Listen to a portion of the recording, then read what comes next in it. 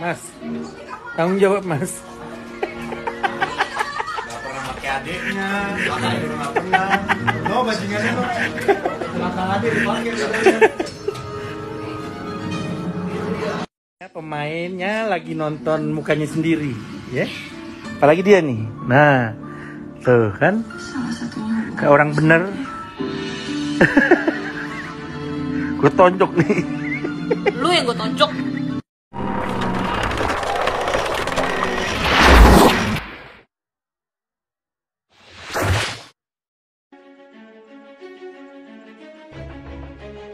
Hai sahabat isu selebritis, kali ini, saya akan menyajikan kabar-kabar terpopuler, teraktual, dan terviral di kalangan artis tanah air.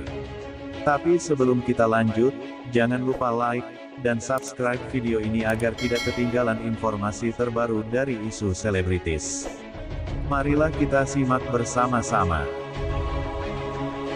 Akui bisa menonton Ikatan Cinta karena PPKM darurat, Menteri Menko Polhukam Mahfud MD panen cibiran.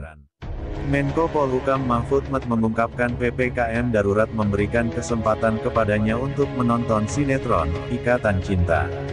Mahfud MD memberikan catatan soal hukum pidana atas film yang digandrungi emak-emak itu. Melalui akun Twitternya, @mohmahfudmd, Kamis tanggal 15 Juli tahun 2021, Mahfud menilai sinetron tersebut asyik ditonton.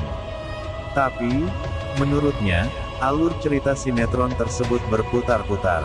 PPKM memberi kesempatan kepada saya nonton serial sinetron Ikatan Cinta. Asyik juga sih, meski agak muter-muter, tulis Mahfud MD. Selain itu, Mahfud menilai pemahaman hukum penulis naskah sinetron, Ikatan Cinta, kurang baik. Sebab, ada satu kejadian di sinetron tersebut yang pemerannya langsung ditahan polisi karena mengaku membunuh. Tapi pemahaman hukum penulis cerita kurang pas. Sarah yang mengaku dan minta dihukum karena membunuh Roy langsung ditahan. Padahal pengakuan dalam hukum pidana itu bukan bukti yang kuat, begitu cuitan Mahfud MD. Dalam cuitan selanjutnya, Mahfud MD menjelaskan pertimbangan mengapa pengakuan bukan merupakan bukti kuat dalam hukum pidana. Sebab, pelaku sebenarnya bisa saja bukan orang yang mengaku. Pembunuh Roy adalah Elsa. Sarah, ibu Elsa, mengaku sebagai pembunuhnya dan minta dihukum demi melindungi Elsa. Lah, dalam hukum pidana tak sembarang orang mengaku lalu ditahan. Kalau begitu nanti banyak orang berbuat jahat lalu menyuruh membayar orang untuk mengaku sehingga pelaku yang sebenarnya bebas, tulis Mahfud MD. Selain itu, Bapak Menteri Mahfud MD memberikan cuitan yang kini mengaku memiliki waktu senggang untuk menonton sinetron Ikatan Cinta sejak penerapan PPKM darurat menjadi bumerang. Ia dinilai tak peka dengan kondisi masyarakat Indonesia yang tengah berjuang hidup di tengah lonjakan kasus COVID-19 dan memilih mengkritisi cacat hukum di sinetron fenomenal itu. Guru Besar Tata Hukum Negara Universitas Islam Indonesia itu menilai Donna Rosamaina, koordinator penulis cerita Ikatan Cinta kurang memiliki pemahaman hukum yang tepat. Sebab, pengakuan seseorang dalam kasus pembunuhan seperti dalam alur cerita Ikatan Cinta itu, tidak serta-merta membuatnya ditahan. Advertising. Sarah yang mengaku dan minta dihukum karena membunuh Roy langsung ditahan. Padahal pengakuan dalam hukum pidana itu bukan bukti yang kuat, cuitnya. Dikisahkan di Ikatan Cinta, Sarah mengaku sebagai pembunuh Roy Alfahri, adik Aldebaran Alfahri untuk melindungi putrinya Elsa Anindita, si pelaku sebenarnya, 4 tahun lalu. Kasus itu dibuka kembali oleh Aldebaran setelah yakin, istrinya, Andin Karisma Putri, kakak tiri Elsa, menjadi korban fitnah adiknya. Cuitan ini berujung bumerang bagi Mahfud sendiri. Netizen menimpakan kekesalan kepada mantan Ketua Mahkamah Konstitusi ini. Ia dianggap tak peka dengan penderitaan rakyat di tengah perjuangan bertahan hidup di masa pandemi.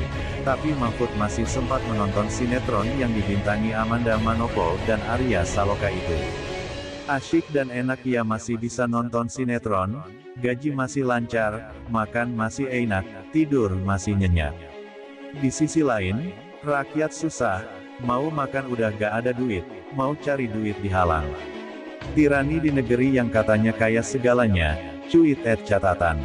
Astagfirullah Pak Mahfud rakyat di bawah sudah banyak yang gak makan karena mata pencahariannya dioboh-oboh sama aparat dan Satpol PP dengan alasan PPKM kok Anda bisa ya nonton Ikatan Cinta dan itu mengasyikkan buat Anda. Cuit David Y. Entah ini tujuannya mau menghibur atau menyampaikan hukum yang ada di sinetron, tapi sungguh Bapak ini banyak sekali waktu senggangnya. Bapak ini tahu gak kalau PPKM justru banyak orang yang stres, rasa-rasanya gak ada waktu buat nonton sinetron, cuit @RTSTLM. Tapi, tak semua menyalahkan Mahfud MD yang mencuit soal cacat hukum alur Ikatan Cinta. Ada yang justru merasa menjadi paham hukum setelah terbantu cuitan Mahfud. Nobar Ikatan Cinta bareng Pak Mahfud berbobot 3 SKS tiap jeda iklan. Dengan mata kuliah PIH, P, dan hukum pidana, cuit rusak sistem. Harusnya dilakukan penyelidikan dulu ya Pak. Kalau main tahan hanya karena pengakuan seseorang sebagai pembunuh tanpa bukti cukup, apa gunanya ada penyelidikan? Cuit boros banget. Jadi, hal di atas menjadi pembelajaran bagi kami dan seluruh masyarakat setanah air, untuk tidak mengambil kebijakan semena-mena tanpa bukti yang akurat. Semoga kedepannya sinetron Ikatan Cinta tetap memberikan tayang-tayang menarik bagi kita semua. Reina kecelakaan dan butuh donor darah, hingga Sumarno khianati. Tayangan sinetron Ikatan Cinta tadi malam, tanggal 15 Juli tahun 2021 masih seputar Reina. Cerita soal Reina dalam alur sinetron Ikatan Cinta memang seolah tak ada habisnya. Wajar saja, Reina adalah anak yang semula tak diharapkan, namun kini dikisahkan dalam sinetron Ikatan Cinta tengah diperebutkan. Lantas, pada siapakah hak asuh Reina akan diberikan? Jangan khawatir, pikiranrakyat.com akan menyuguhkan ulasan sinetron Ikatan Cinta tadi malam. Tak hanya itu, kami juga akan memberikan sinopsis sinetron Ikatan Cinta untuk malam nanti, tanggal 16 Juli tahun 2021. Al dan Andin akhirnya menemui pengacara. Membicarakan soal akta Reina, Andin meminta nama Al yang menjadi wali Reina. Pasalnya, Andin menyembunyikan identitas Reina dari ayah kandungnya. Di luar dugaan, sang pengacara justru tidak memperbolehkan Andin dan Al melakukan hal itu. Meskipun Reina sedari kecil diasuh oleh Al usai dibuang ke panti asuhan. Namun, sang pengacara melarang Al dan Andin merebut Reina dengan cara yang keji. Lantas, bagaimana nasib Reina kini?